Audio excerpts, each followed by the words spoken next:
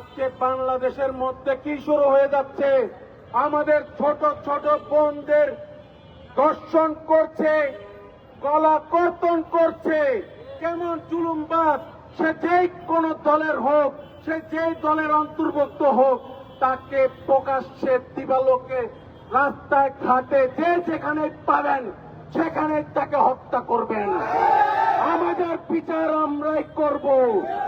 এবং যে হত্যাকারীর নাম আসতেছে, সে যদি অবশ্যই এই রামিসার হত্যার সাথে জড়িত থাকে, তাকে ধরে আগে চিড়িয়াখানার মধ্যে বানরের খাঁচায় ছেড়ে দিতে হবে।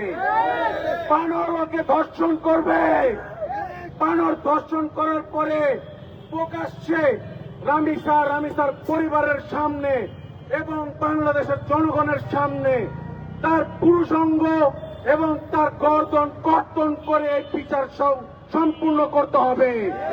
এবং আমাদের বিচার আমরা বাংলাদেশে আমি করব ইনশাল্লাহ। শাপলা চত্বরে থেকে যে আন্দোলনগুলো উল্লেখযোগ্য করা হয়েছে, বিগত সরকারের আমলের এই আন্দোলন, এই বিগত সরকারের আমলে এই হত্যাকাণ্ড হয়েছে, সেই হত্যাকাণ্ড তারা বিচার করতে পারি নাই।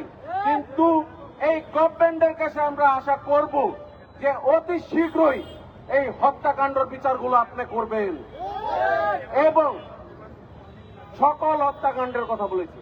এবং আমাদের যে ভারতীয় পার্শ্ববর্তী দেশ পশ্চিমবঙ্গে সহ ভারতের সকল মুসলিম ভাইদের প্রতি যে অন্যায় অবিচার করা হচ্ছে, তার বিচার বিভাগ মুসলিম এখনো জাগ্রত হয়নি।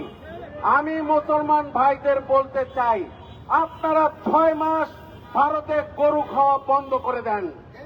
6 মাস পর আপনারা দেখবেন এই ভারতের গরু, ওই ভারতের সন্তানদের, গরুর গৌমাতার সন্তানদের যখন কুদানো শুরু করে দেবে, তখন তারাই পথে ঘাটে রাস্তার মধ্যে গরু জবাই করা শুরু করবে। আপনারা 6 মাস ধৈর্য ধরুন।